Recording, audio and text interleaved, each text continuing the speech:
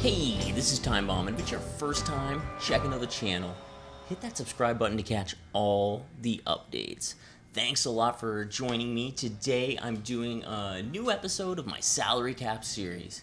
Now this one was built around using a dime defense, which of course, it's a little dangerous. I've just been liking using that defense lately, and I've been able to stop the run with it, love shutting down the pass with it, so I felt like I could give it a chance. Plus, I had the 4.6 speed package kind of in my back pocket as well that I could go to. But because I used the dime, it did kind of put me in sort of a unique situation with my D where it had some weak spots that could cause some problems. Let's take a look at my offense first here. So you see my QB here is Marcus Mariota, the Snow Beast Marcus Mariota, which is, awesome budget card. I believe I've had him in some other videos, as well as my running back here was in at least one. Jerick McKinnon, he's got to be one of the best budget halfbacks in the game for sure. For wideout, I mostly tanked them, but I did have a most feared Randy Moss, and I think almost every video as well I've had this this draft John Ross, which is pretty dope. He's got that 98 speed.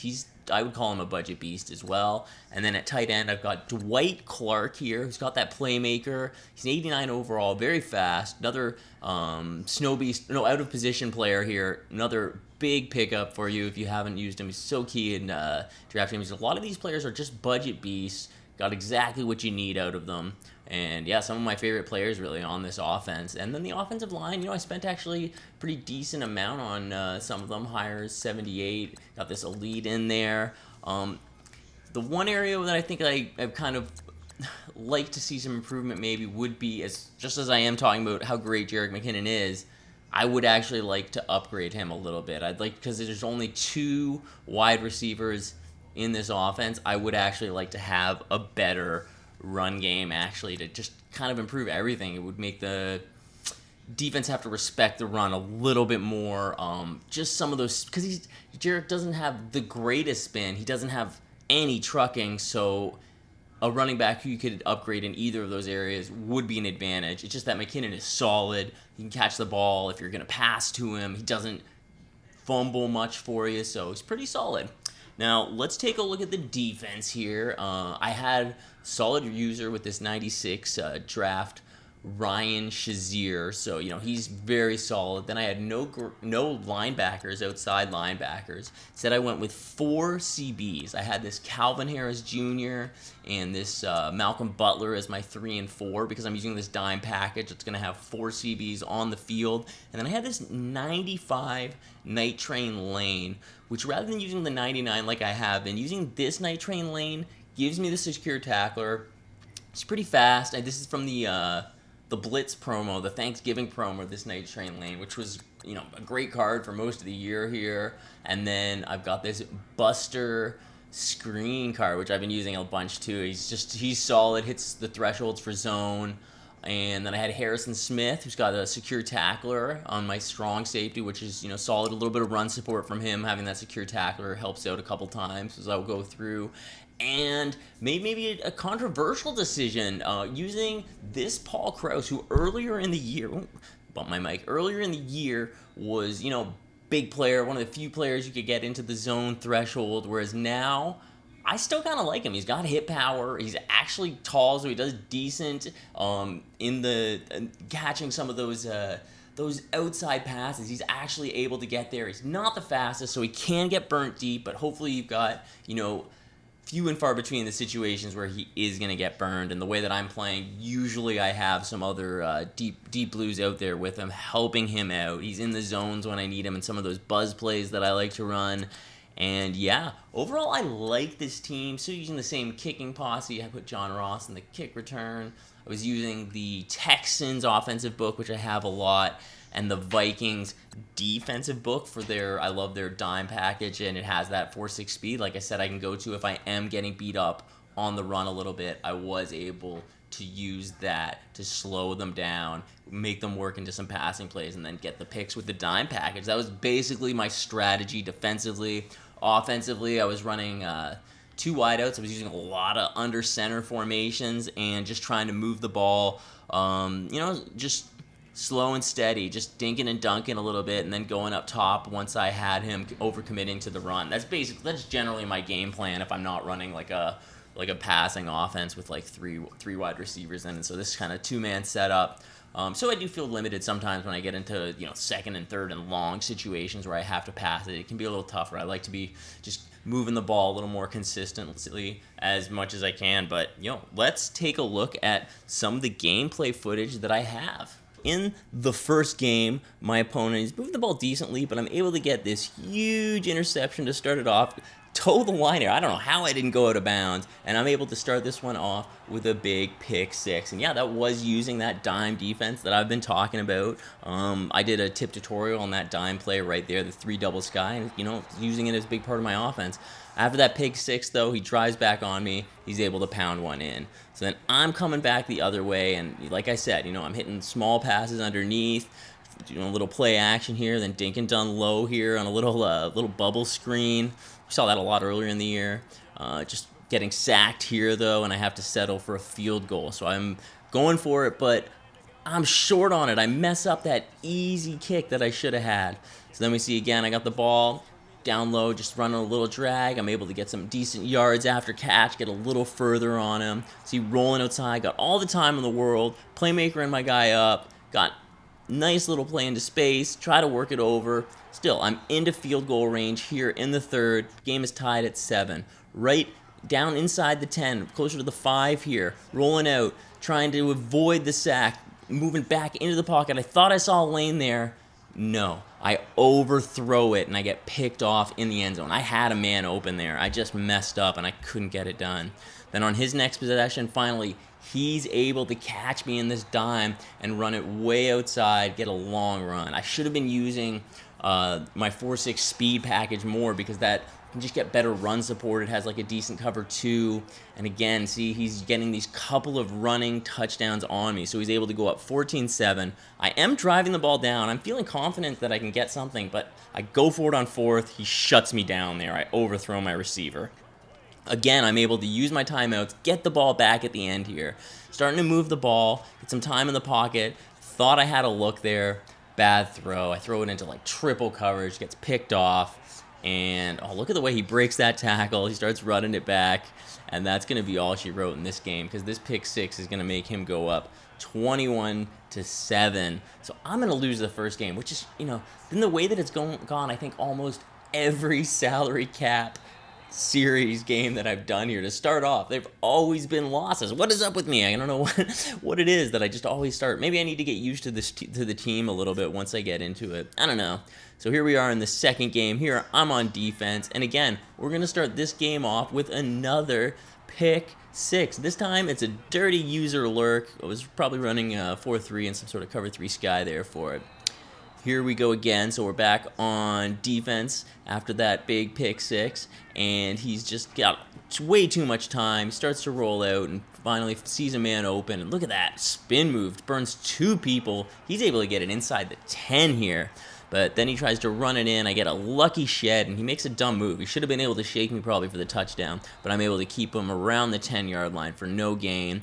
So this time again, he's trying to run it outside, spins around those 3 guys, but luckily I had some run support help there. We stop him. So this time he's looking to pass, rolling outside, getting a bit too much time, throws one up, and I should have picked it off. But we're able to stop him, and he has to settle for a field goal. So I'm driving down into his zone again, and I'm going to throw one up to an open man, getting that. Yeah, I like to run those fades over those Tampa 2s because the cloud just drops in. You've got so much room over top. If they don't adjust, you can burn them just like that. Again, I'm rolling out, looking deep, check that post route over the middle, getting to the far side of the field. Let's off my fade play, same thing, and then look at this weird little tip drill pick. I'm able to pick that up, kind of run into my own player, mess up my my return on that one, and he's going to knock me out of bounds. I have to settle for a field goal, but I'm up 23, very comfortable in this game. We're in the 2-minute warning here, basically, in the 4th. Playmaker him up. Look at this spin move, burn him. Gets a nice block. He's only got 1 man left there. Wish that blocker would have helped me out. What was he doing? And spin move would have burned him, I feel, but they gets the tackle from behind. Then he's got the ball again here at the end of the game. I'm up 23-3, and he burns me with that same fade over that Tampa 2. You got to be careful with that play. That's one of the biggest ways that I'm getting scored against right now is I'm just not ready, and I put a Tampa 2 there with basically no help, or move the safety on that side too much in so he can't get over, and he just gets burned up top.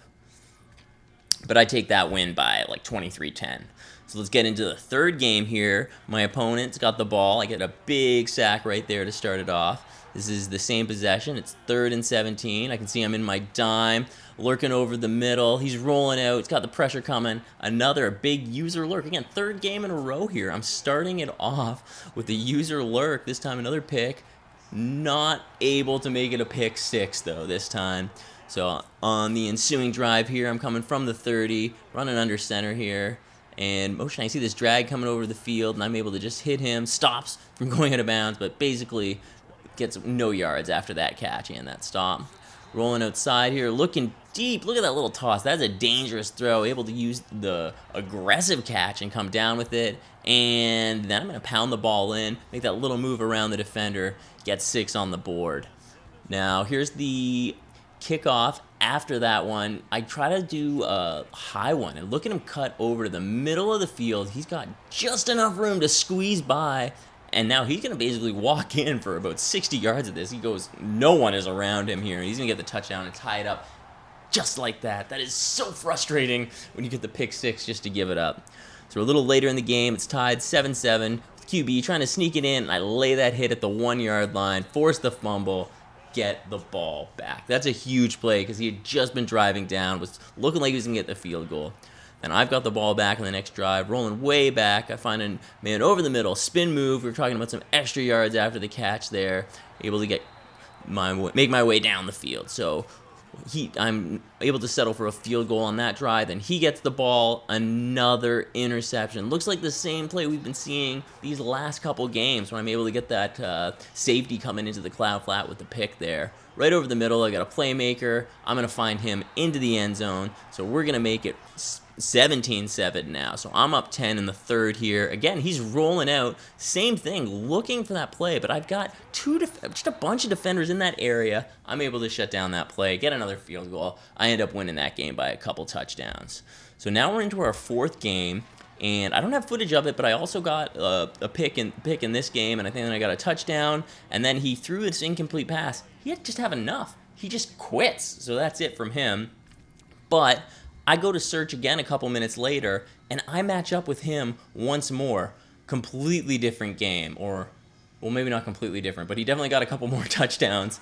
And right off the bat, he's going to go up 7-0 on this long run. Good stick by him. I thought I had the defensive setup too. It's like I said, the dime package, if I can't stop the run with it and I go to the 4.6 speed and I still can't stop the run, I'm kind of out of options.